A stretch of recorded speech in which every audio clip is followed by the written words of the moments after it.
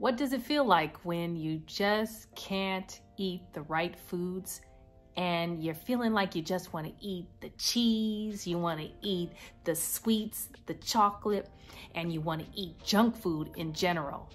What does that feel like? It doesn't feel very good after it all happens and it goes down. And this is about how can we stay on track and stay healthy even when we don't feel like it. I've always been a person that enjoys junk food. I've ate everything under the sun, from the Tommy burgers to lots of pizzas, which pizza's still not a bad thing. It's just that I eat it differently because I eat more plants. And so how do we get there? It's what's in your taste buds. This is just straight talk about how do we stay on track without necessarily doing a bunch of tweaks, but just change slightly a few things that will make us feel better in the long run, internally and externally. I decided to eat to live, right?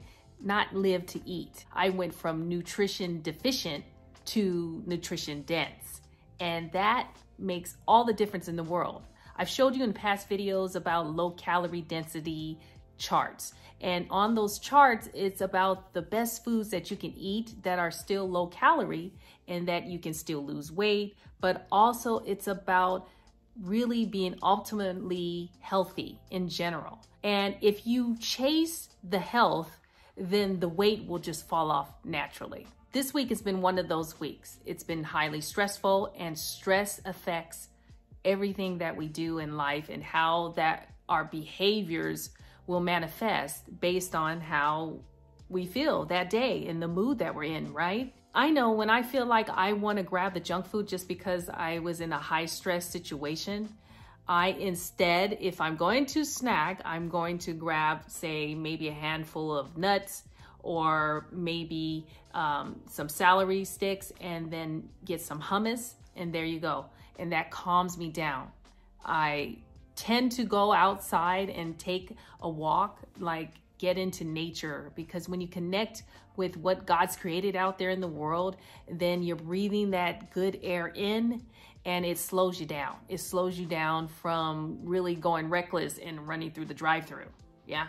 One thing I would say is that you gotta have meals already set up in your mind, not only as a plan, maybe written out as a meal plan. If you had decided to change the way you eat in a certain diet, say for instance, you've gone from eating a lot of meat to eating plant food based type of meals, you should have your top 3 meals, your go-tos that that are always in your freezer, something that's in your fridge or even in your pantry.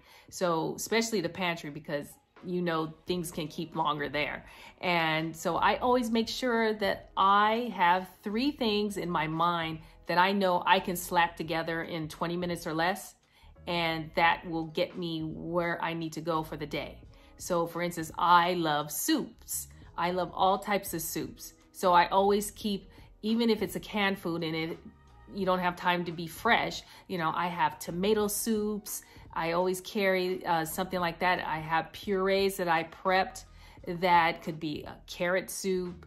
Those are the things that I would add in a ton of extra vegetables that are fresh, and I can just go through my refrigerator and whatever's left over that I've had from the night before. So I always make sure that I'm getting a high nutritional dense, but a low calorie density types of foods into one meal. And that calms me down from the desire and the cravings of wanting that junk food. The second thing I really love is warm salads. So I like a combination of raw food, which is very high nutrition, right? Because you're not cooking away the vitamins.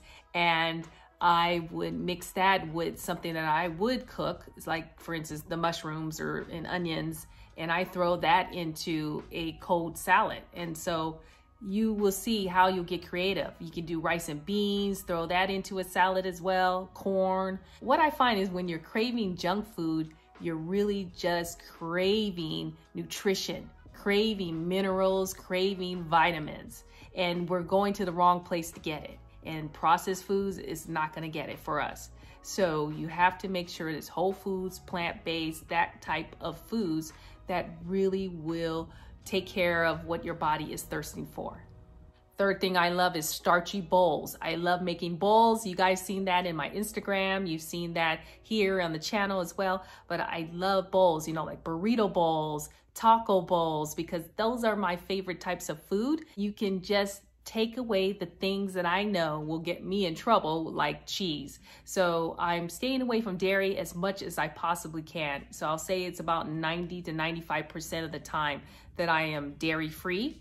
And so with those burritos and taco bowls, I didn't think it was possible to make a tasty bowl. You know, you really got to get into the seasonings, the spices, and find out sauces that are alternatives to high sugar types of sauces. So for instance, I like coconut amino, and that sauce is just delicious, and it's all of maybe 15, 20 calories every couple of tablespoons. And that's all I'm putting in anyway. So you can put in salsas and all day long. That gives plenty of flavor and a pow to your taste buds so that you will just relax from thinking about other types of foods. So when you get more nutrition in your body, nutrition will give you a better sleep. Nutrition will give you a better mood and emotional sense of well-being. Nutrition will make you feel better and make you look better. So chase that instead of chasing the short-term goal of just losing weight, and you'll see the difference. Bottom line is just return to the basics. Remember what was always good for you and what your mother told you that was good for you that you should eat, and work it from there. You know, the small tweaks are gonna make a bigger impact in your long-term goals.